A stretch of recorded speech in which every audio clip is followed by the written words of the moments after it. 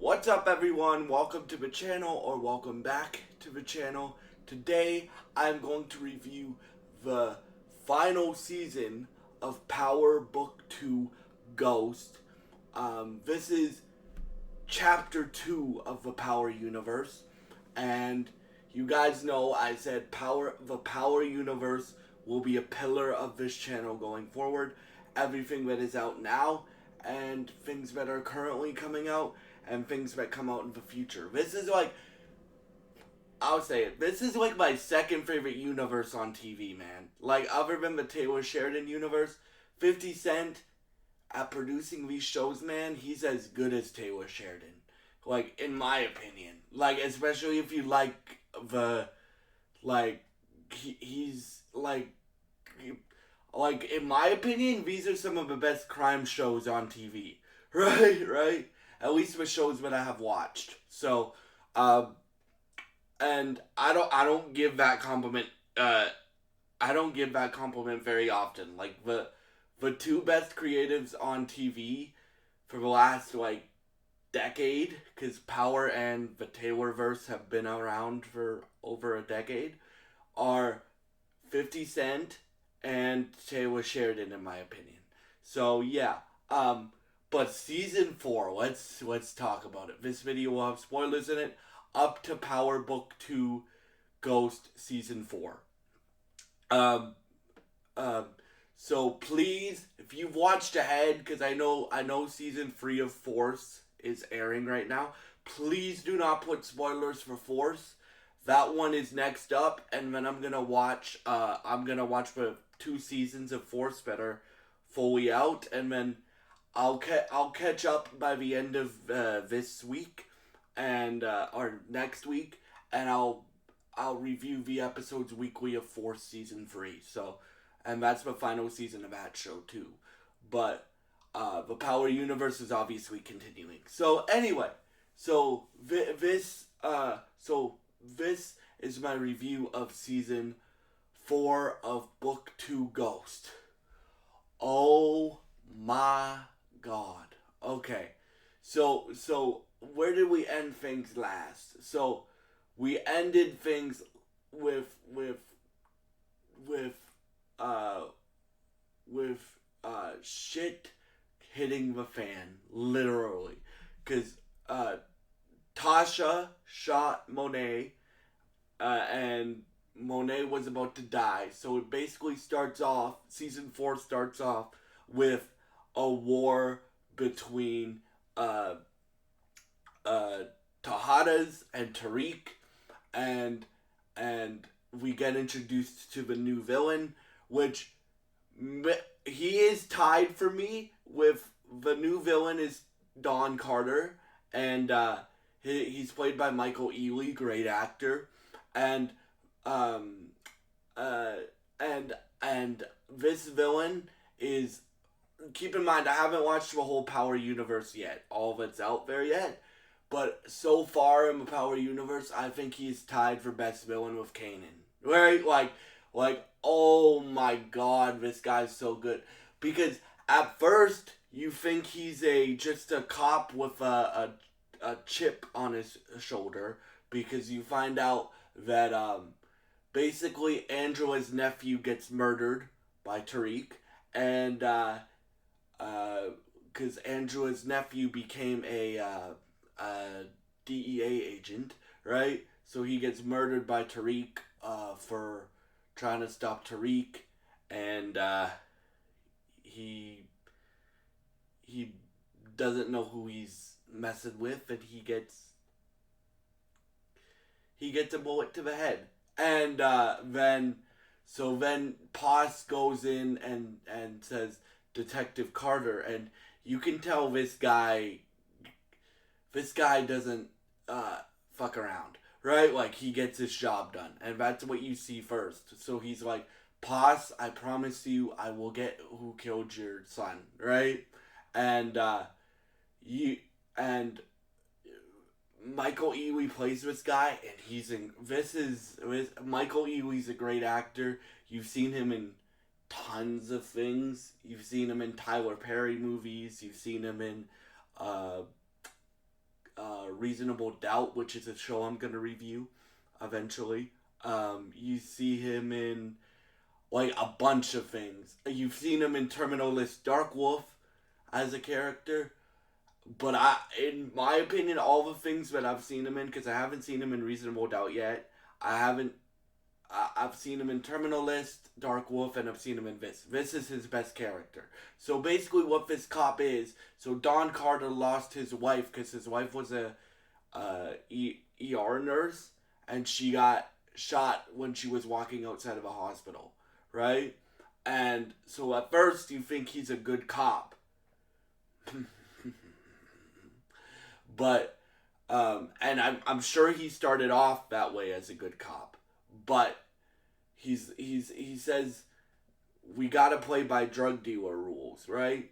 And basically what his rules are is I want to become a commander of these drug dealers, but they're not allowed to kill innocent people, they're not allowed to sell product to kids, and they're not allowed to, do anything without my say-so. So, Don and his task force are basically going after Tariq, but they also, Monet and Kane and Tejada, the Tejadas get mixed in with them.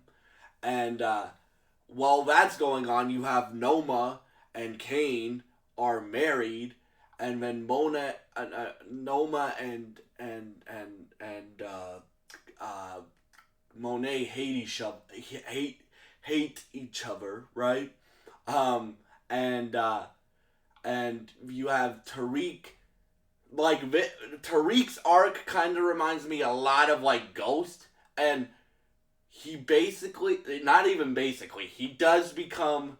I'm not saying the character's better. I don't think a character in Power will beat Ghost, but in the Power universe will beat Ghost. But he basically becomes a new version of what Ghost was, right? Where he is the definition of a ghost. And oh my god, Monet's sacrifice scene, I was not expecting that. Mary J. Blige I've seen in a few things, acting wise. Obviously I've heard her music. She's like an R&B staple. But this is her best performance. Now, in my opinion, that maybe biased me saying that because this is the longest time she's played a character, right? But this is her best performance in my opinion. In fact, all the actors, Michael Rainey Jr., all the other actors in the show, they really stepped up their performances. Method Man has a great character to play. And guys, like, literally there's shit that goes down in this season. So, Tariq and Diana had sex and they have a baby on the way. One of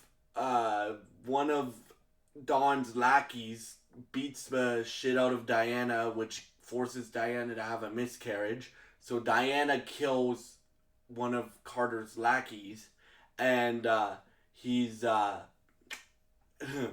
and in that she's justified, in my opinion, because with these villains, man, like with the Power villains, like you're dealing with drug dealers, right? Like the main plot of all these shows is like drug dealing stuff, right? So you gotta find a villain that is worse than what they're doing, right? That's what I like about these villain shows. That's what I liked about Penguin. That's what I liked about The Boys, where he's where Homelander's so evil that you like him, right? I really liked Don Carter. I really liked him a lot. Like and stuff like that. And then you still had the Noma stuff and like dude, I was not expecting some of the twists in this season. Like Drew basically becoming Carter's bitch. I was not. Well, I was expecting that because until the end of a season, Drew is still like at the end of a season, Drew grows up and becomes a man. But like throughout the season, like Drew is Carter's little B word or Monet's little B word, or he's just a little B word, right? But in episode 9 and 10, he really steps up and becomes like a man, right? Diana, like, Diana kills a few people in this, like, she kills the person who forced her to have a miscarriage. She kills, uh, well, the Tejadas basically. Well, no, they Kane.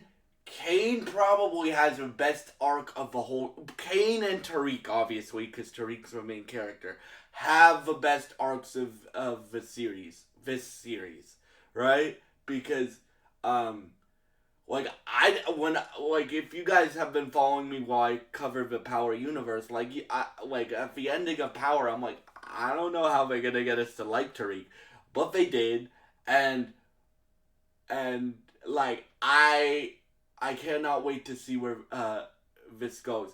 Now I haven't watched Force at all, but I have a feeling that they're setting up a show with Tariq and Tommy together because when you have two legacy characters that appeared in OG Power leading a show, so that's really dope. At least I think that's where they're going. I don't know that's where they're going, right? But yeah, and then um, like Tariq basically becomes Ghost. Um, Kane Kane basically sacrifices himself to kill Noma, but he doesn't die. He's just really hurt. Davis becomes Tariq's like money guy that cleans the money for Tariq. Brayden becomes like Tariq's uh, lieutenant. Effie becomes another one of Tariq's lieutenants.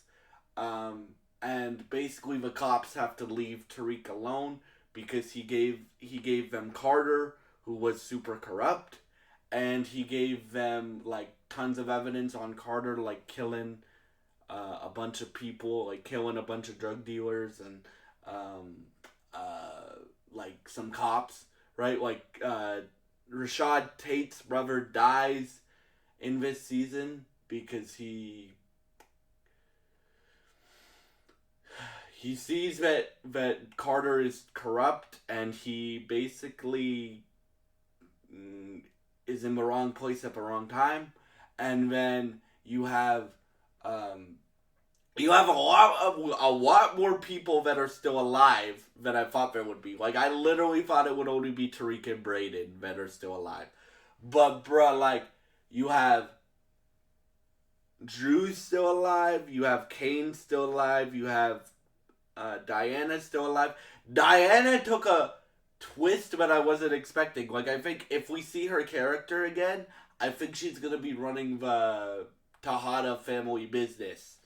And then you have uh, Tasha and Yaz are still alive. That's obvious because they're in witness protection, right? But here's the thing that I like about the Power Universe: nobody is safe. Like, even Tommy, bro. I'm worried about Tommy. I'm worried that we're gonna lose Tommy in Force. But the call at the end of like the post credit scene at the end of season 4 of Ghost, I really do think that's Tommy. I don't know that for sure because I haven't watched Force at all, but I do know that Tommy and Tariq kind of made up at the end of season 3. So maybe my theory is right about them doing a legacy show with both Tariq and Tommy, Power Legacy. But yeah, like the Power universe will continue, man. Like they have Power Origins coming, they have Raising Kanan season 5 coming. This is like the first time that I've ever been excited to watch a prequel show, right? Like telling the origin about how Kanan became Kanan, because Kanan and Dawn are tied for my favorite Power villains so far in the universe that I've watched. So yeah, so far of the parts of the universe that I've watched. But yeah, like as I said, like Power will be like anything that 50 Cent produces, music wise um uh or TV or movie wise will be covered on this channel because again, I think him and Taylor Sheridan are the two best producers that are working in TV right now, in my personal opinion. And yeah, thank y'all so much. If you enjoy this style of content, please subscribe, like, and share this video. I would really appreciate it, and it would really help me out. Thank you for watching, and goodbye.